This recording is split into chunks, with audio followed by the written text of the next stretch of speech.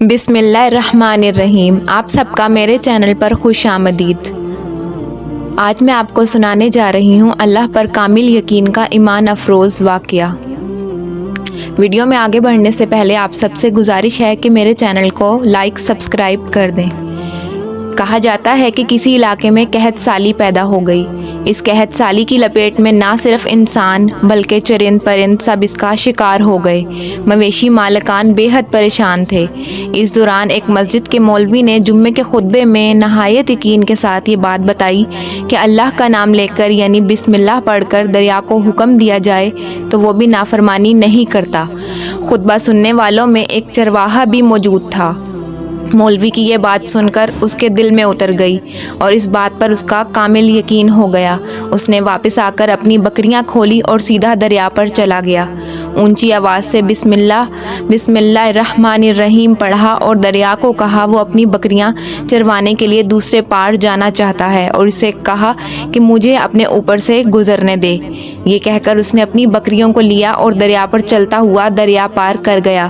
دریا کے دوسری طرف کا علاقہ گھاس سے بھرا پڑا تھا۔ درختوں کے پتے بھی سلامت تھے کیونکہ کسی کو یہاں تک آنے کی رسائی نہیں تھی۔ اس نے خوب اچھی طرح اپنی بکریوں کو سیر کروایا اور واپس لوٹ آیا۔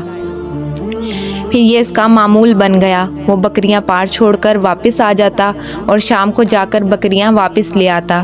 اس کی بکریوں کا وزن دگنا چگنا ہو گیا۔ لوگ چونک گئے اور اس سے پوچھا کہ وہ اپنی بکریوں کو کیا کھلاتا ہے۔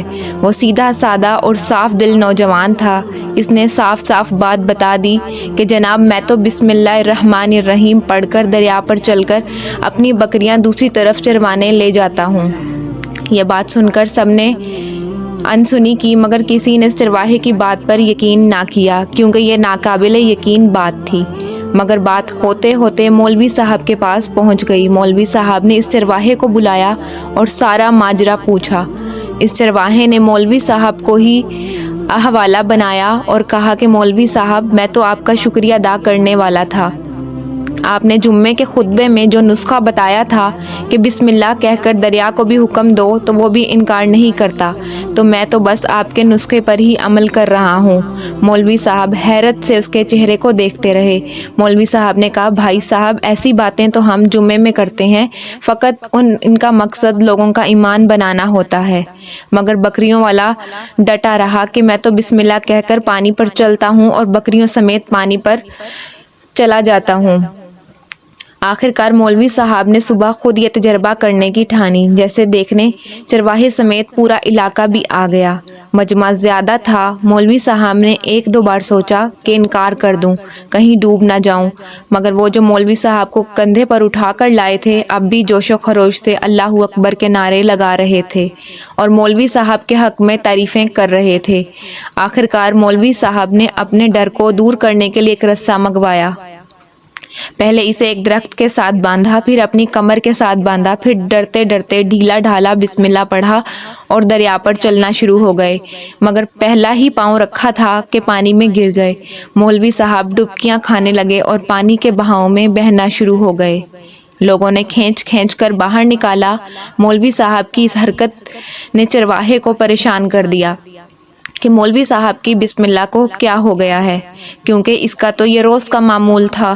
اس کے اپنے یقین میں کوئی فرق نہ آیا۔ اس نے بسم اللہ کہہ کر بکریوں کو پانی کی طرف اشارہ کیا اور خود ان کے پیچھے چلتا ہوا اس پار چھوڑ کر واپس بھی آ گیا۔ لوگ اسے ولی اللہ سمجھ رہے تھے اور اس کے حق میں نعرے لگا رہے تھے، مگر وہ سب سے بے نیاز سیدھا سادہ انسان تھا۔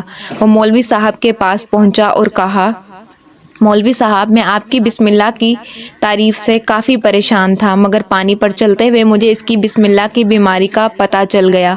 اس چرواہے نے درخت سے بندھی رسی کی طرف اشارہ کیا اور کہا مولوی صاحب یہ ہے آپ کی بسم اللہ کی بیماری۔ آپ کی بسم اللہ کی برکت کو یہ رسہ کھا گیا۔ آپ کو اللہ اور بسم اللہ سے زیادہ رسے پر بھروسہ تھا، لہٰذا اللہ نے بھی آپ کو رسی کے حوالے کر دیا۔ پھر کہنے لگا مولوی صاحب آپ بھی کمال کرتے ہو، میں نے آپ کے منہ سے سنا اور یقین کر لیا، میرے اللہ نے میرے یقین کی لاج رکھ لی۔ مگر آپ نے اللہ کا کلام سنا مگر یقین نہیں کیا، لہٰذا آپ کو اللہ نے رسوا کر دیا۔ محترم عزیز دوستو، یہی کچھ حال ہمارا ہے۔ ہماری نمازوں اور دعاؤں کا حال بھی یقین سے خالی ہے۔